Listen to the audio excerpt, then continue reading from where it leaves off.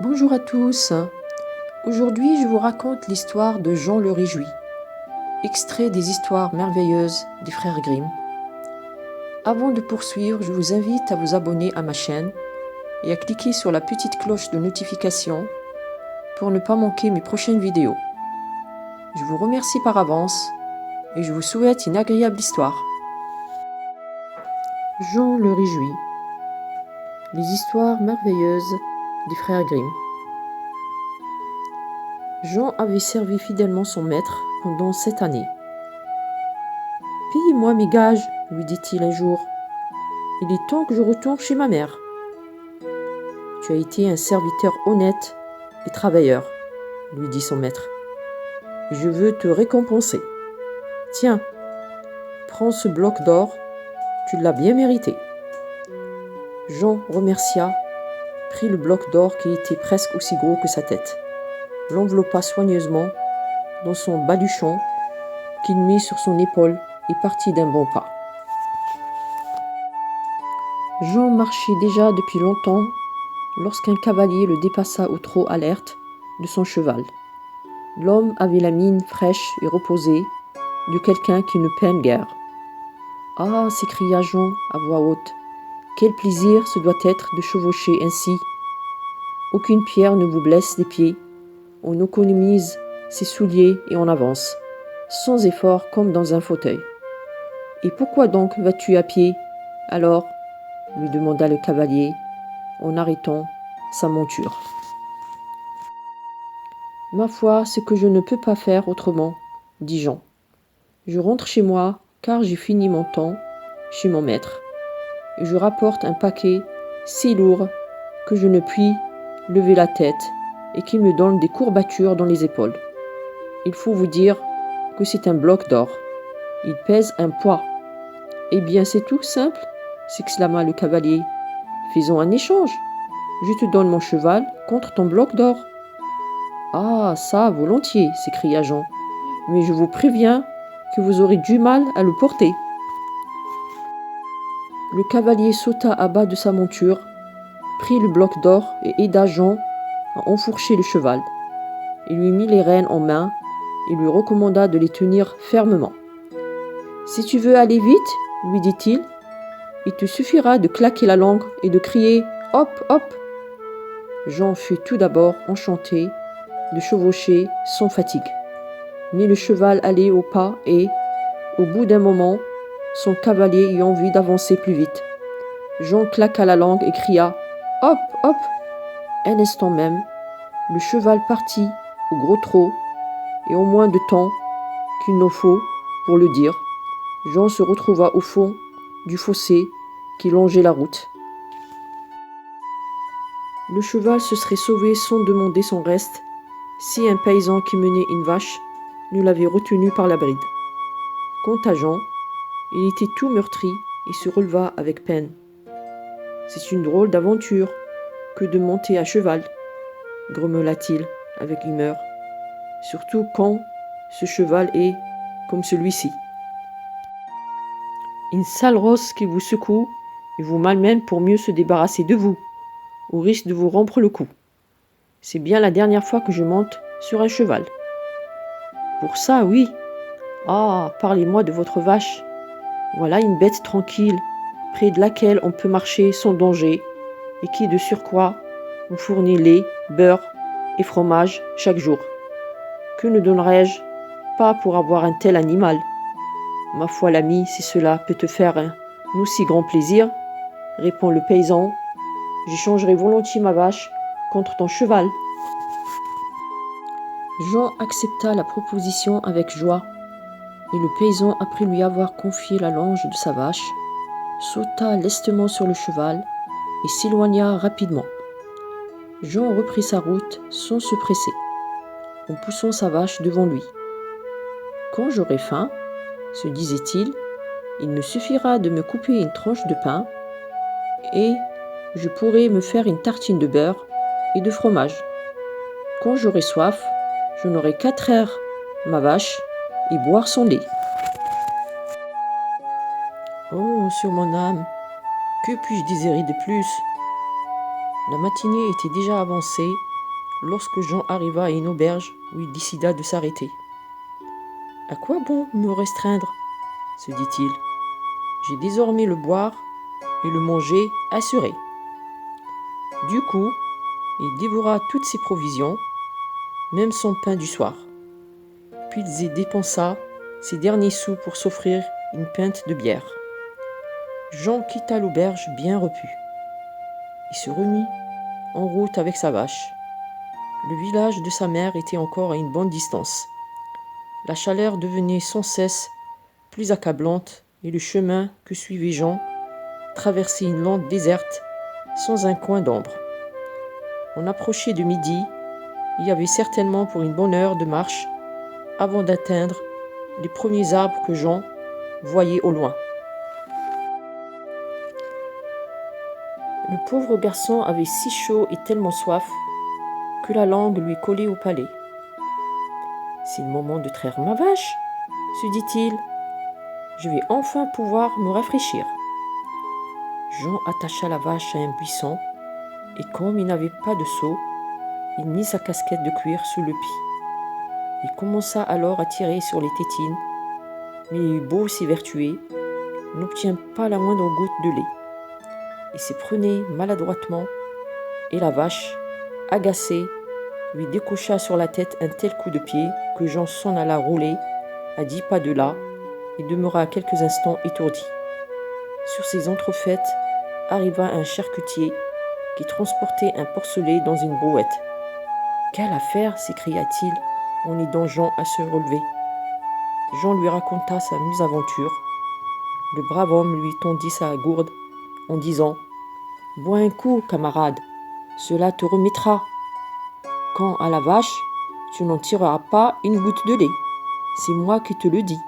Cette bête n'est plus bonne qu'à traîner la charrue ou à finir à l'abattoir. » « Eh bien, vrai, » marmonna Jean en se grattant le crâne. « Qui aurait pensé cela ?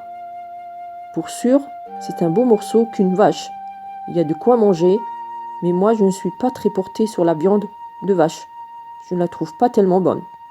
Ah, ce n'est pas comme votre porcelet. Ça, c'est une chair succulente. Et les saucisses, ah, les saucisses. Écoute mon garçon, lui dit le charcutier. Il n'y a qu'à faire l'échange. Je te laisse mon cochon pour ta vache. Dieu vous bénisse pour une telle marque d'amitié, s'écria Jean avec émotion. Il remit la vache au charcutier et prit le porcelet qu'il attacha par une patte.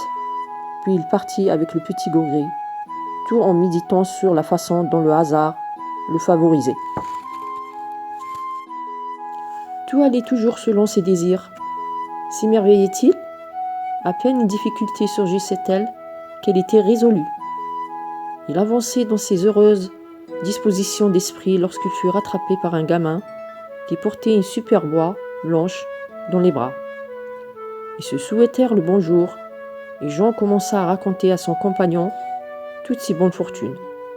Il ne lui cacha pas combien il était fier de s'en être ainsi tiré chaque fois à son avantage.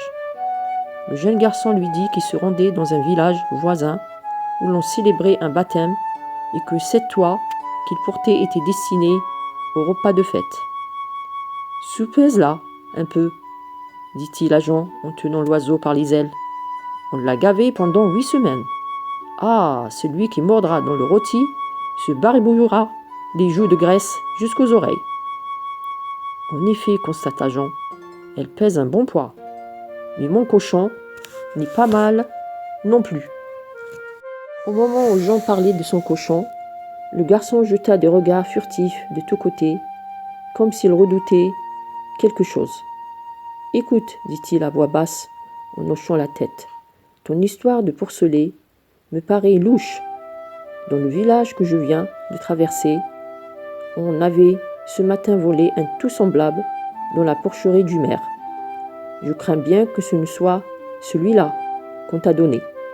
Les gendarmes recherchent le voleur, et s'ils t'attrapent, tu passeras un mauvais quart d'heure. Il faudrait que tu le caches quelque part. » Ce pauvre naïf de Jean fut tout effrayé. « Ciel !» s'écria-t-il, « que vais-je faire ? Ne pourrais-tu m'aider dans mon malheur ? Tu connais mieux le pays que moi. » « Prends donc mon cochon et donne-moi ton oie. Ce n'est pas sans risque pour moi que j'accepte, dit le garçon, mais il ne sera pas dit que je t'aurais laissé dans un tel embarras. Il prit alors la cordelette qui liait la patte du cochon et entraîna l'animal dans un chemin de traverse. Jean, de son côté, l'oie dans les bras, se remit en route, complètement assuré. Tout compte fait, je m'en suis bien tiré, se disait-il avec satisfaction. J'aurai là un bon rôti et tellement de graisse que je pourrai m'en faire des tartines pendant 3 mois au moins, sans compter le duvet blanc dont je me ferai un oreiller doux et chaud pour l'hiver. C'est ma mère qui va être contente. Jean avait encore un dernier village à traverser avant d'arriver chez lui. Il y rencontra un rémouleur avec sa petite voiture.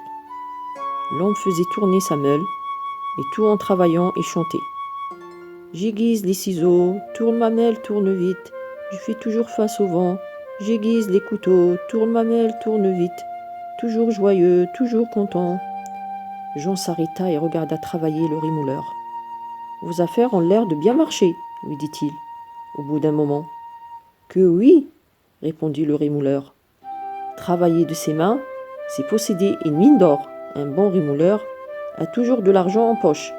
Et toi, ajouta-t-il, où donc as-tu acheté cette belle oie ? Je ne l'ai pas achetée, dit Jean. Je l'ai échangée contre un pourcelet. Et le pourcelet, je l'avais eu en échange d'une vache.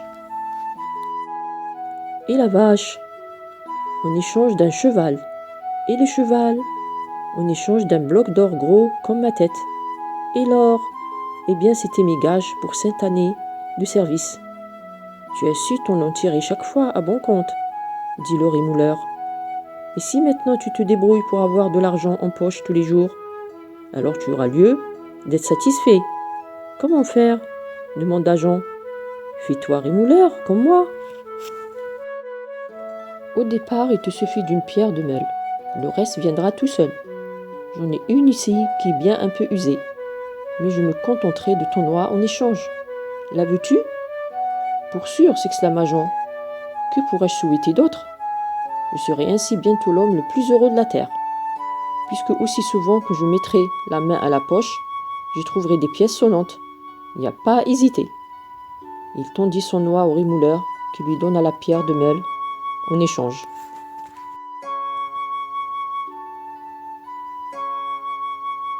Et maintenant, ajouta le rémouleur, en ramassant une vieille pierre de meule, encore plus aisée que la précédente. En voici une autre qui te rendra quelques services. Tu pourras par exemple redresser tes clous tordus en les tapant dessus. Emporte-la et prends-en bien soin. Jean repartit le cœur débordant de satisfaction et les yeux brillants de joie. Ma parole, se disait-il, il faut que je sois né coiffé pour avoir une chance pareille. Jean marchait depuis le lever du jour.